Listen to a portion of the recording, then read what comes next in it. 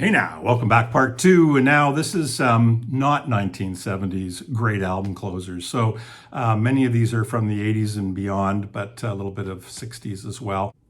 Oh, by the way, at the very end of this, I'm going to do just a very little bit of a tribute or just talk a little bit about Robbie Robertson and Sinead O'Connor. I think most people have really covered this very well.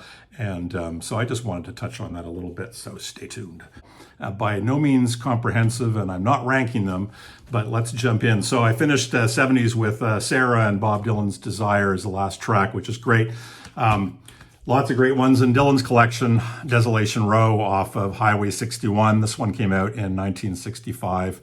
I don't even think I need to say much about this, but the depth of the poetry and the musicianship on Desolation Row just holds up really, really well. Fantastic song.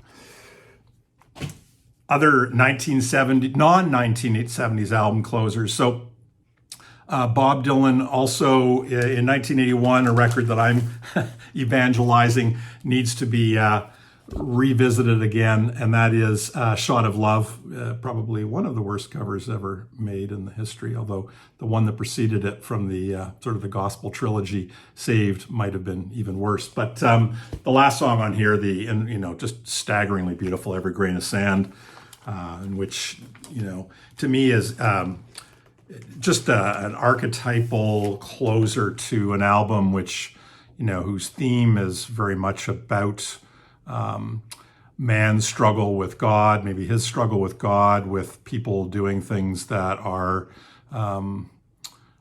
against the values, I guess, of God and things like that. And, we used to have a joke, a couple friends and I,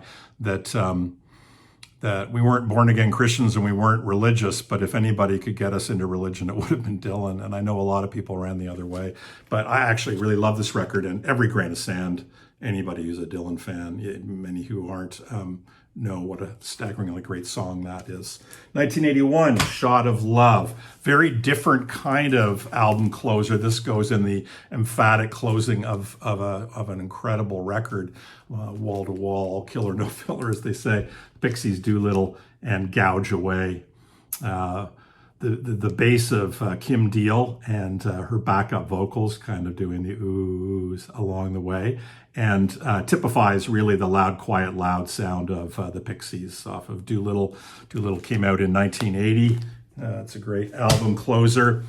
Another album I do admit to bringing up quite often because I think it's great, and maybe one of, if not Kate Bush's greatest ballad. I know that throws down the gauntlet and says an awful lot because she's got, Moments of Pleasure. She's got so many, beautiful ballads, All My Love. But Among Angels, the closing track off of 50 Words for Snow. This album came out in, when did it come out? 2011. And that song, just, if nothing else, turn this off and go and listen to that song, Among Angels. If you're anything of a Kate Bush fan and you're not familiar with that song, I'm sure it'll become one of your favorites. So Among Angels from 50 Words for Snow.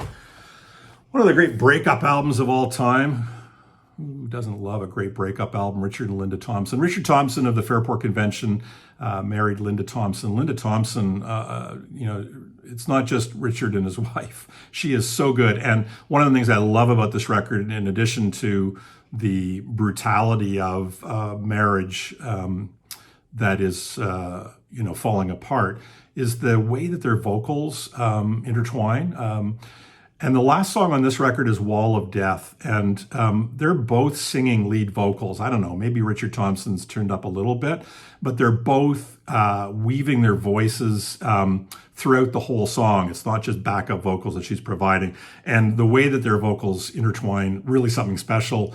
Wall of Death definitely fits that thematic closer of this marriage is over. And the song certainly declares that at the end, and it's staggeringly powerful musical composition. Wall of Death off of Richard and Linda Thompson's Shoot at the Lights. This one was released in 1982.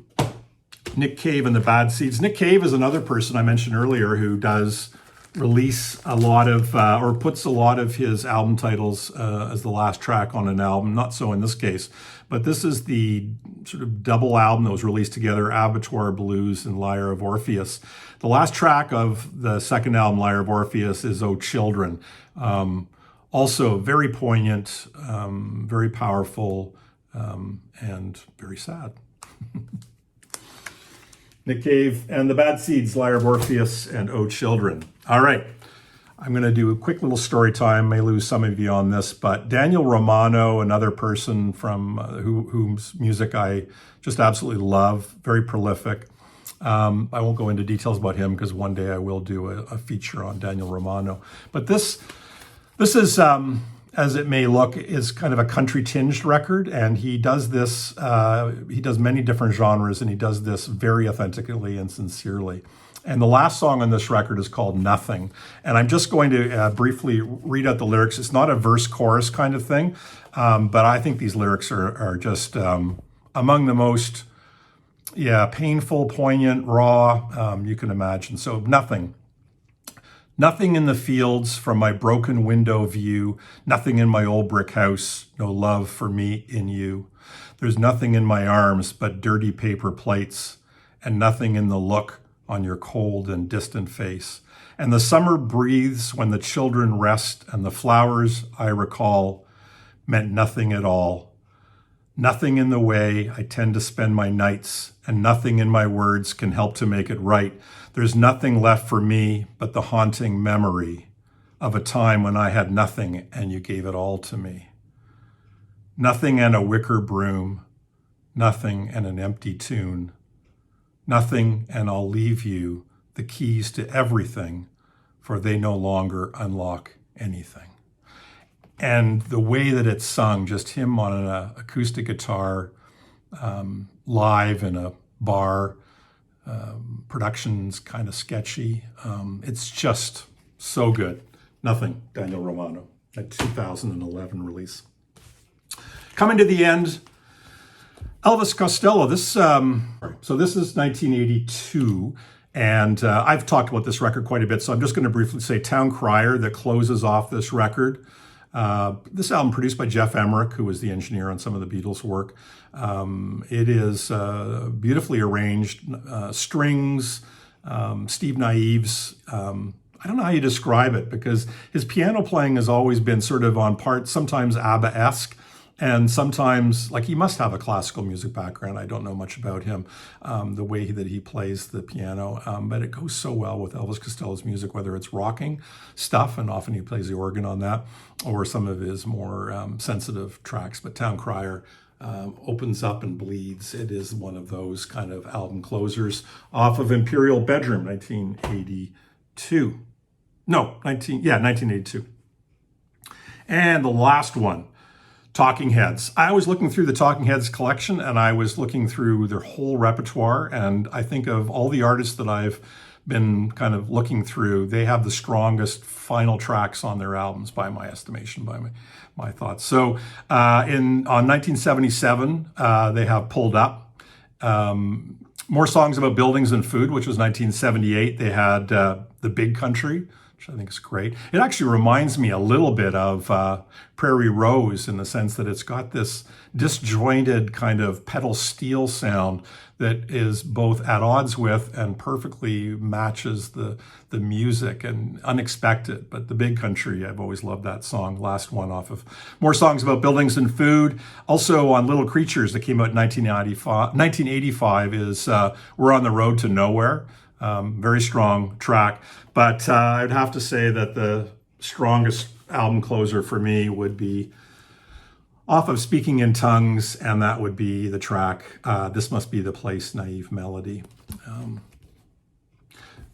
I remember seeing them on the tour that became Stop Making Sense, and that, if you've seen that, the set that they created, like a living room with a lamp, and he does the dancing with the lamp, and there's just something so sweet and interesting about that. I can't put it really into words, but I love the way that they performed that particular track. This was the 12-inch single. of Naive Melody. This must be the place. So there we go, 10 1970s album closers and 10 non-1970s album closers. I encourage you guys to post your own. I think it's a kind of a cool exercise. Again, I really enjoyed looking through my records to see which albums had really strong album closers in my estimation. So, carpe diem, motherfuckers. Subscribe, thumbs up, all that good stuff. Take care. And I wrapped up before finishing what I said I would do. That's because my video is too long and I've already forgotten what I said I was going to do. So a couple passings. Again, I'm going to keep this real short, but Sinead O'Connor, I'd had an evening with a few good friends, and we were suddenly, I wanted to play Black Boys on Mopeds. I've always loved that song, and we take turns kind of playing songs when we get together, and we were drinking a little bit too much tequila and put that on, and suddenly we were all kind of inspired to talk about some of our favorite Sinead O'Connor songs, and a few days later she'd passed away, so it felt kind of strange. But so that's, I'm just very sad to see her go. I remember that when she was sort of top of the pops, metaphorically speaking, there were articles coming out about women in rock and roll. It's so strange now to be thinking about that, but because they would never do an article about men in rock and roll. It would be just, yeah, it's rock and roll, but women weren't necessarily given the same opportunities. And then people like Chrissie Hynde and Sinead O'Connor, and I think really they paved the way for people like and Patti Smith, but they paved the way for people like PG Harvey and so many others. And so, thank you, Sinead. The music will be forever, and R.I.P. Again, I won't say too much about Robbie Robertson, but I do want to say, if you have not read, if you're interested in music books, and I'm guessing if you're in the vinyl community, you enjoy reading about music as well. I just love music biographies and music documentaries and autobiographies. And I have to say, this one for me, I read it when he came through. I got to get a signed copy, and he gave a talk about the book. And I loved this autobiography. I think it is really outstanding. I highly recommend that you give it a read. His life and the band's life intertwines with so much of an interesting time of America, like Andy Warhol.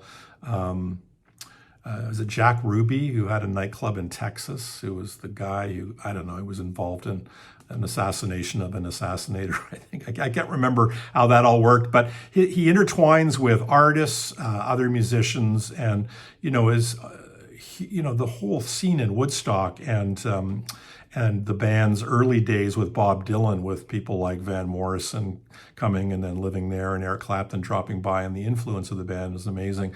But this is a really good read. I found it well written, and the stories and the anecdotes just fantastic.